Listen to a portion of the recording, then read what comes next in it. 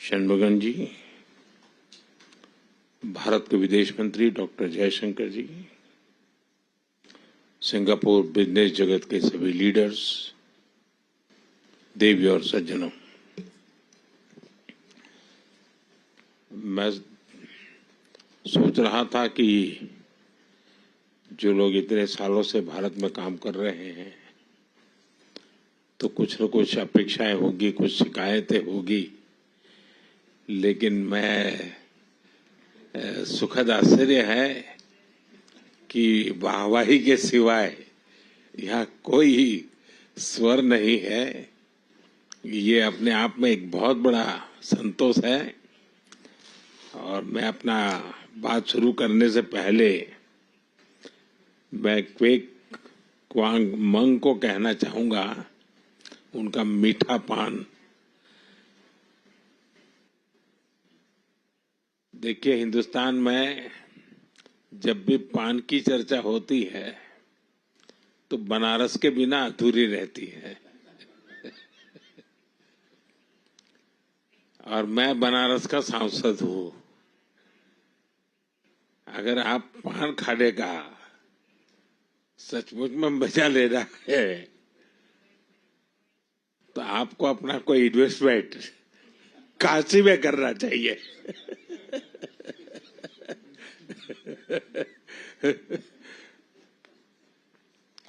लेकिन मुझे बहुत अच्छा लगा, अनेक विषयों पर बात करने का, आप सबको सुनने का मुझे अवसर मिला। मैंने देखा कि एक विषय जो प्रमुख रूप से नजर आ रहा है वो स्किल डेवलपमेंट का आ रहा है। और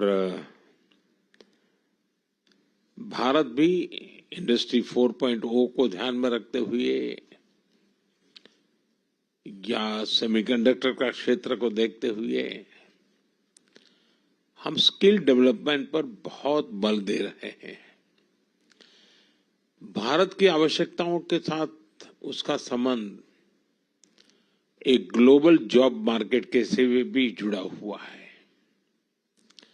अगर आपकी कंपनियां ग्लोबली क्या चल रहा है उसका एक अगर सर्वे करें, ग्लोबल डिमांड क्या है उसका अगर एक एनालिसिस करें और उसके अनुसार भारत में स्किल डेवलपमेंट के लिए आए तो ग्लोबल जॉब मार्केट को बड़ी आसानी से एड्रेस कर सकते हैं। ये मेरा तीसरा कार्यकाल है और आप में से जो लोग भारत से परिचित हैं उनको पता है कि 1962 के बाद, 60 साल के बाद भारत में किसी सरकार को तीसरी बार देश की जनता ने सेवा करने का अवसर दिया है। और दुनिया में सबसे ज्यादा लोगों ने वोट कर करके इस सरकार को बनाया है। और उसका मूल कारण है कि 10 साल का इस सरकार के नीतियों पर विश्वास, उसकी नीयत पर विश्वास और देश को जिस दिशा में हम ले जा रहे हैं, देश में जिस ऊंचाई को प्राप्त करने का हम प्रयास कर रहे हैं, वो भारत के सामान्य मानवीय के एस्पिरेशंस के अनुकूल है। और तब जाकर के इतना बड़ा देश आपके साथ चलता है। यहाँ एविएशन सेक्टर के लोग हैं, दुनिया में फास्टेस्ट ग्रोइंग एविएशन सेक्टर कहीं है तो भारत में है। और हम भी चाहते हैं कि बहुत तेजी से एविएशन के लिए जो जरूरी इंफ्रास्ट्रक्चर है, जो एमआरओज की जरूरत है, वो हमारी प्रायोरिटी का भी एक क्षेत्र है। और इसलिए मैं चाहूंगा, अब जैसे सिंगापुर एयरलाइन का कहना है कि हमें जरा कनेक्टिविटी के लिए नए नए डेस्टिनेशन मिले, बहुत स्वाभाविक है। लेकिन मैं ये भी चाहूंगा कि आप इतना छोटा विचार मत रखिए। आप आइए, नए एयरपोर्ट के मैदान इन्वेस्टमेंट की दृष्टि से आइए, डेस्टिनेशन भी ले जाइए, एक विन विन सिचुएशन बनेगी। एयरपोर्ट का निर्माण भी आप करेंगे, डेस्टिनेशन का अपॉर्चुनिटी भी आपको मिलेगा। तो हम एक उस प्रकार से एक पैकेज बना करके चल सकते हैं, क्योंकि भारत में शायद मुझे बहुत ही निकट भविष्य में 100 से ज्यादा एयरपोर्ट बनाने होंगे। यानी अपने आप में एक बहुत बड़ा मिशन है, क्योंकि जिस प्रकार से मेरा यहाँ एविएशन सेक्टर का ग्रोथ है और जिस प्रकार से एस्पिरेशनल सोसाइटी के ये जो मांग है, आज मैं उसको कैटर नहीं कर पा रहा हूँ, हम कम पड़ रहे हैं, हमें बहुत बड़ी आवश्यकता है। उसी प्रकार से आज खुशी की खबर तो है ही है, एयर इंडिया का आपके साथ यहाँ मर्जर होना, ये अपने आप में एक बहुत बड़ा काम हुआ है। लेकिन ये भी हम सोचे कि Bharat with in India domestic air traffic के लिए हम चाहते हैं कि कंपटीशन की स्थिति बने, अधिक कंपनी आए। आज वो स्थिति नहीं है, बहुत पूरा स्काई ओपन पड़ा है जी। और मैं चाहूंगा कि आप में से जो कंपनियां उस दिशा में भी आगे आना चाहती हैं, तो उसके लिए भी अवकाश है।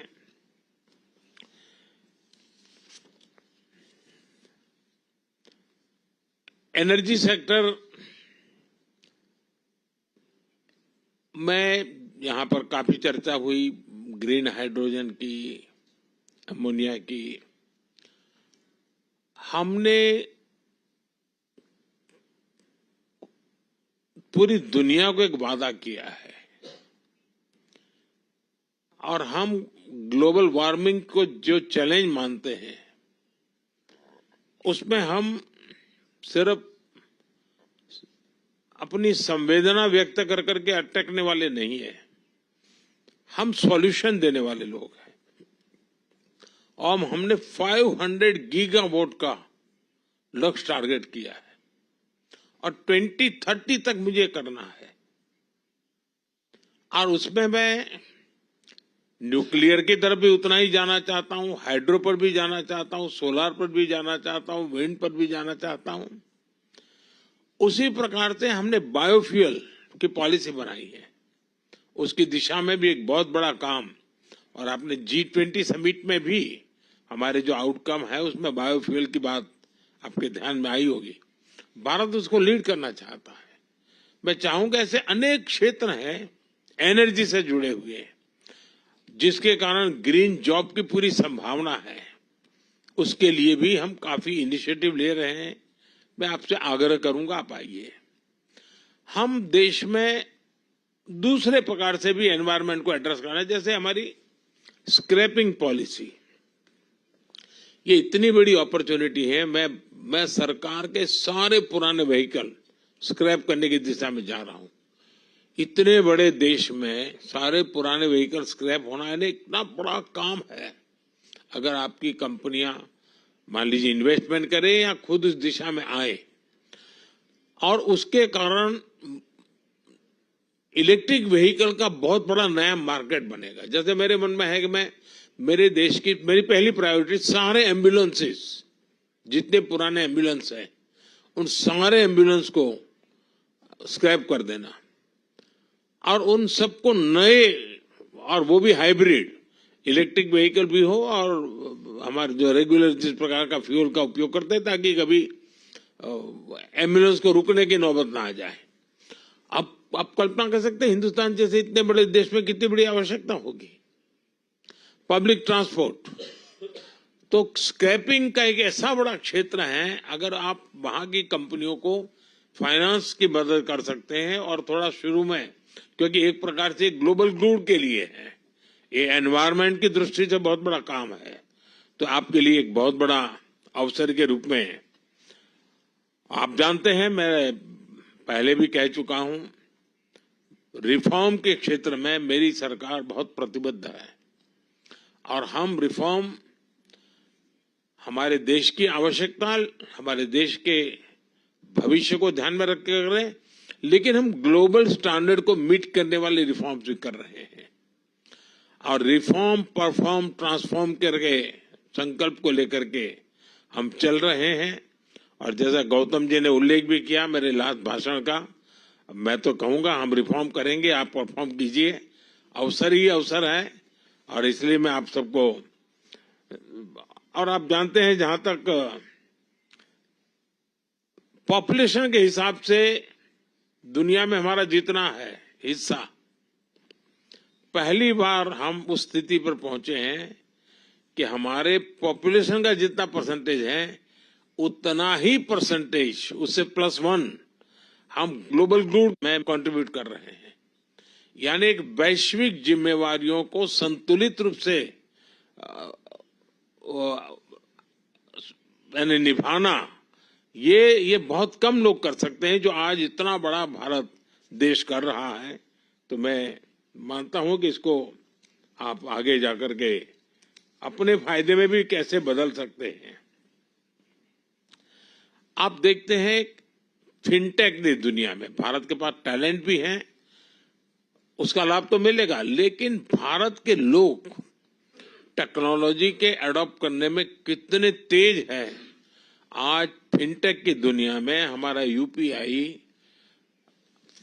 फाइनेंशियल डिजिटल ट्रांजैक्शन, दुनिया में जितना रियल टाइम ट्रांजैक्शन होता है उसका 50% अकेले इंडिया में होता है। इसका मतलब ये ऐसा क्षेत्र है कि जिसमें, इसका मतलब ये हुआ कि फिनटेक की दुनिया में अगर ग्लोबल लीडर बनना है तो भारत को केंद्र बिंदु बना करके बड़ी आसानी से आप फिनटेक की दुनिया में आप आगे आ सकते हैं।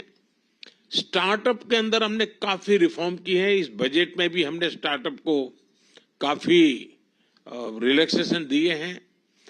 भारत में Tier 2, Tier 3 सिटी में भी बहुत तेजी से स्टार्टअप ग्रो कर रहे हैं। 10 साल के भीतर भीतर हम करीब 10 साल पहले 100 स्टार्टअप थे, आज करीब 100,000 से भी ज्यादा स्टार्टअप है।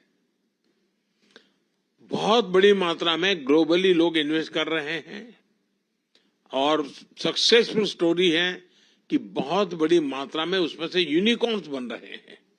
मैं चाहूंगा कि आपके यहाँ जो फाइनेंस के वर्ल्ड से जुड़े हुए लोग हैं, भारत के स्टार्टअप की दुनिया को अगर तराशेंगे तो उनके सामने बहुत बड़ी संभावना है। हम बहुत एग्रेसिवली सेमीकंडक्टर के क्षेत्र में जा रहे हैं।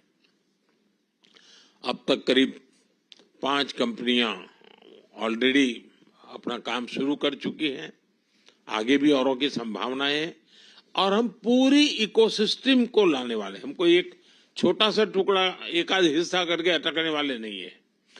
भारत के पास टैलेंट है। आज दुनिया में जितने भी चिप्स हैं, अगर उसका राइटिंग का काम है तो सॉफ्टवेयर का काम है, वो सब हिंदुस्तान में हो रहा है। सब बड़ी कंपनियों के रिसर्च यूनिट वहीं पर है। अब हम चाहते हैं कि हम खुद ही यहाँ पर उस दिशा में आगे बढ़े, तो आपके लिए वो भी एक बहुत बड़ा स्कोप है।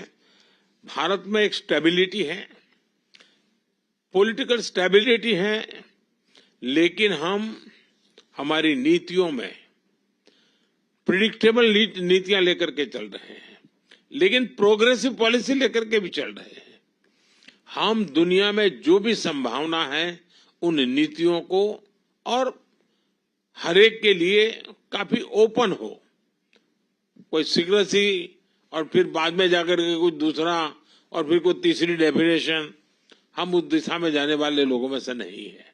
एंड एक ट्रांसपेरेंसी के साथ, पूरे कमिटमेंट के साथ आज हम दुनिया के सब लोगों को अपनी बात बता रहे हैं।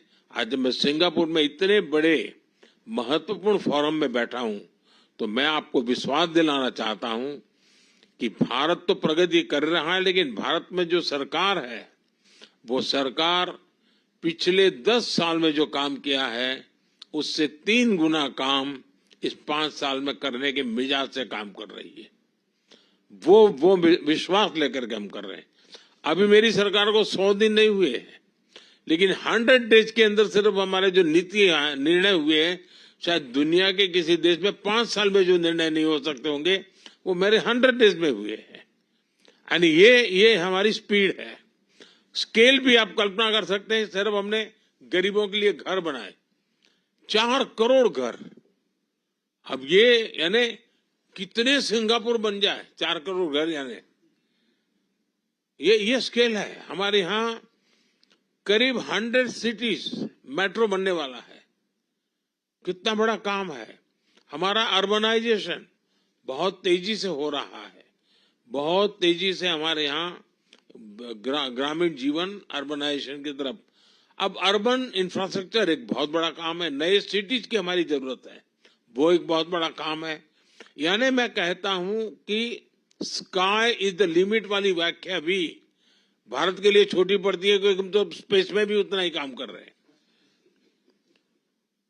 स्पेस में आज दुनिया में हमने जिस प्रकार से काम किया है और स्पेस को हमने ओपन अप कर दिया है। मेरे यहाँ पॉलिसी में अब स्पेस को हमने सरकारी एक इकाई के रूप में नहीं रखा है, इसको हमने ओपन अप किया है। आज सिर्फ स्पेस में मेरे यहाँ 200 से ज्यादा स्टार्टअप्स हैं और 22-25 साल के बच्चे खुद अपने सैटेलाइट लॉन्च कर रहे हैं। यानी आप कल्पना कर सकते हैं कि कितना तेजी से विकास हो रहा है। और इस विकास की यात्रा में मैं आप सबको भागीदार बनने के लिए निमंत्रण देता हूं। मुझे बहुत अच्छा लगा, आप सबने समय निकाला।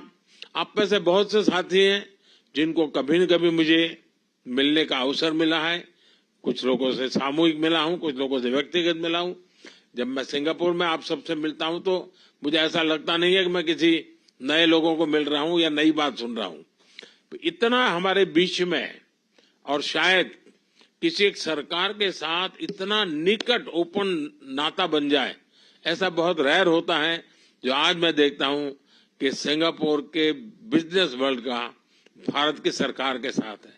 ये मेरे लिए सबसे बड़े संतोष की बात है कि आप सबको लग रहा है कहा यार ये सरकार हमारी है, ये सरकार हमारा सुनती है, ये सरकार में हम खुलकर कुछ कह भी सकते हैं। ये नाता जो है वो हमारी सबसे बड़ी पूंजी है। और इसलिए मैं आप सबसे आग्रह करूंगा कि अवसर है, अवसर को जाने मत दीजिए। और जितने भी नए क्षेत्रों में आप आना चाहते हैं, मैं तैयार हूं। कुछ क्षेत्र ऐसे होंगे कि जिसमें शायद हमारे पास नीति नहीं होगी, आप लेकर के आइए, मैं नई नीति बनाने के लिए तैयार हूं।